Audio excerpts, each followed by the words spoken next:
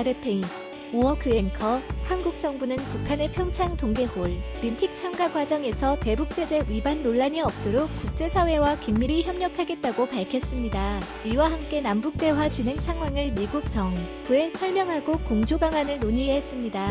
서울에서 김은지 기자가 보도합니다. 남북은 17일 열린 실무회담에서 평창 올림픽 개막 전 북한의 마식령 스키장에서 공동훈련을 진행하기로 합의했습니다. 마식령 스키장은 김정은 위원장의 지시로 지난 2013년 12월에 준공됐습니다. 북한은 이를 동양 최대 규모라고 주장하며 김 위원장의 주요 업적으로 선전해왔습니다. 최신식 마식령 호텔은 외국인 전용을 포함해 객실 400개를 갖추고 수영, 장과 당구장, 오락실 등을 포함해 각종 부대 시설을 운영하고 있습니다. 이 때문에 마식령 스키장에서의 남북한 공동훈련이 자칫 북한의 재선전에 이용될 수 있다는 우려의 목소리도 나오고 있습니다. 마식령 스키장에 대한 국제사회의 인식 또한 부정적입니다. 유엔 안전보장이사회는 북한의 4차 핵실험 이후 채택된 결의 2270호에서 마식령 스키장을 염두에 두고 금수 품목의 눈이나 얼음 위를 쉽게 달릴 수 있게 만든 차량인 스노모빌을 특정해 올렸습니다.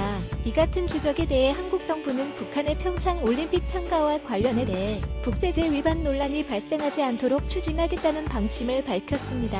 노규덕 외교부 대변인, 북한의 평창 올림픽 참가와 관련해 국제사회에서 대북 제재 위반 등이 논란이 발생하지 않도록 한다는 것이 우리 정부의 분명하고 확고한 기본 입장입니다. 따라서 그런 내용도 충분히 감안을 해서 관련 결정이 내려지는 것으로 생각합니다. 북한 대표단의 체류비 등 지원 문제 역시 대북 제재 위반 소지가 없도록 한다는 방침입니다. 안보리 결의 2094호는 북한의 핵 또는 미사일 활동이나 안보리 제재 조치를 회피하는 데 기여할 수 있는 대량의 현금 지급을 금지하고 있습니다. 남북 실무회담 한국 측 수석 대표인 천혜성 통일부 차관은 전날 기자 설명회에서 유엔 제재 나 한국 정부의 조치와 무관하게 논란이 없도록 준비해 나가겠다고 밝혔습니다. 한국 정부는 또 전날 합의한 남북 실무회담 결과를 미국에 설명하고 공조 방안을 논의했습니다. 외교부에 따르면 미국을 방문 중인 임성남 외교부 1차관은 현지 시간으로 17일 존 설리번 미 국무부 장관과 리키 와델 국가안보회의 NSC 부부장관을 만나 남북회담 결과를 설명했습니다.